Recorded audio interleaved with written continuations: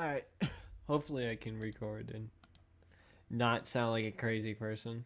If you can't tell, I'm a big Demon Slayer fan. And unlike most Demon Slayer fans, I'm not opposed to criticism. And there is a lot of criticism in Demon Slayer's community. Some justified and some unjustified. For me personally, I can tolerate most of Demon Slayer's flaws. But there is one that bothers me. It's one that not that much people bring up, that being the character Kaigaku.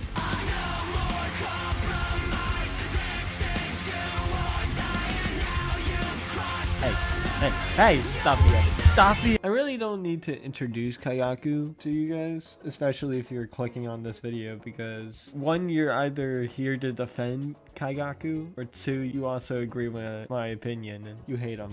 But most people already hate Kaigaku, mostly because he does a lot of bad things, like switching up on his day ones multiple times. Yeah, those people are wrong.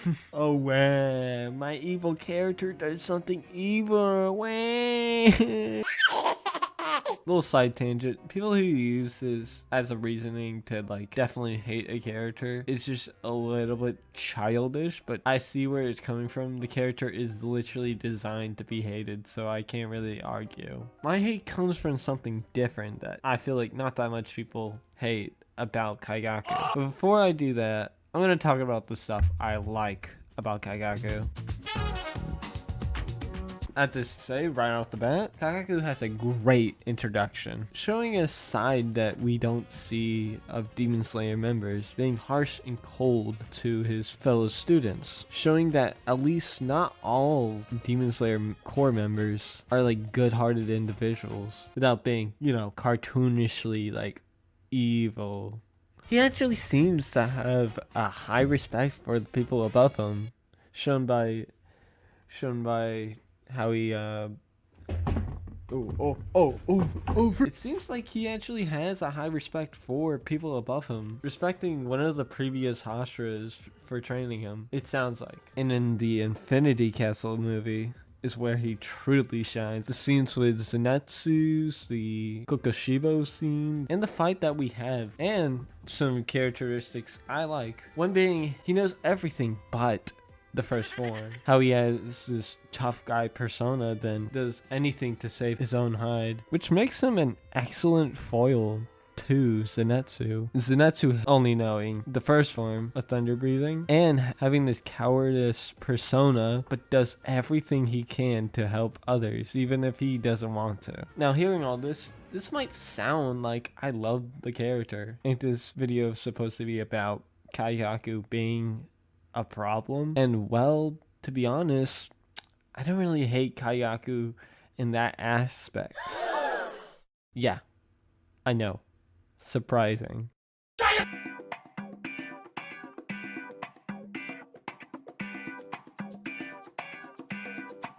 Let's check where it all went wrong. This is the first episode that Kaigaku first ever appears.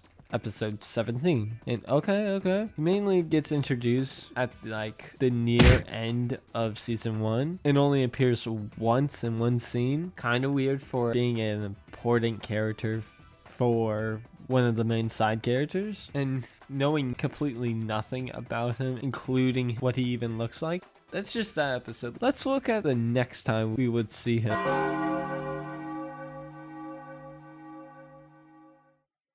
5 years. 5 whole years. That's 46 different episodes before we get to see him again.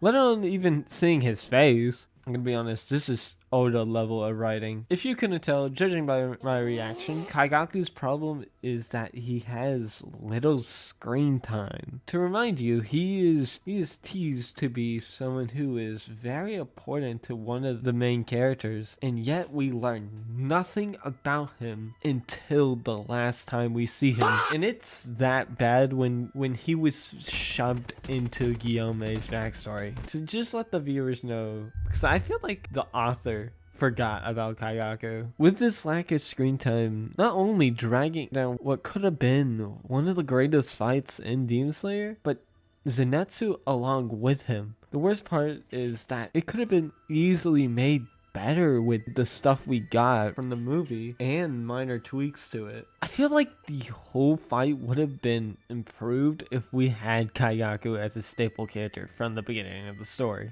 I don't know, like we could have had him as sort of like someone who was also there at final selection, or just like have him appear more often after Mountain Nanagumo. Heck, there's a whole recovery arc. Why don't we see him there? Like have some of the Zenitsu defending Kaigaku scenes placed in the background or like across the series, or have at least Kaigaku interact with Zenitsu at the beginning or ends of arcs. Then him bumping into Kaigaku in Infinite Castle would feel more personal to us and more like dramatic.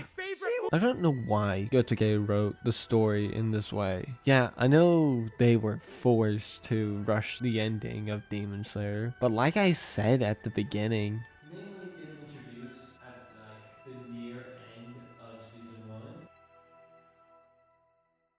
What? Was that a flashback? I do have to say, a lot of characters suffer from little amounts of screen time, but I feel like Kaigaku by far is the one that was screwed over the most.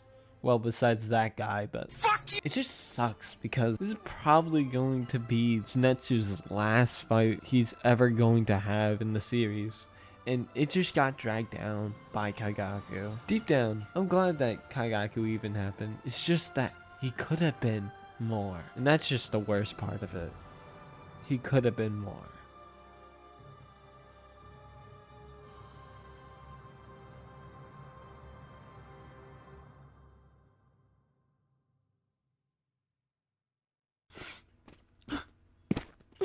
Hey man, it's going to be alright. Get your fucking. I'm funny here. Thank you for checking out the video. This video took a while, mainly due to this gone through like multiple rescripting, so yeah, but I'm glad that it's out now. Thank you for Foxy for making the edit. If you like some of my art, check out my Instagram. That's it. Bye.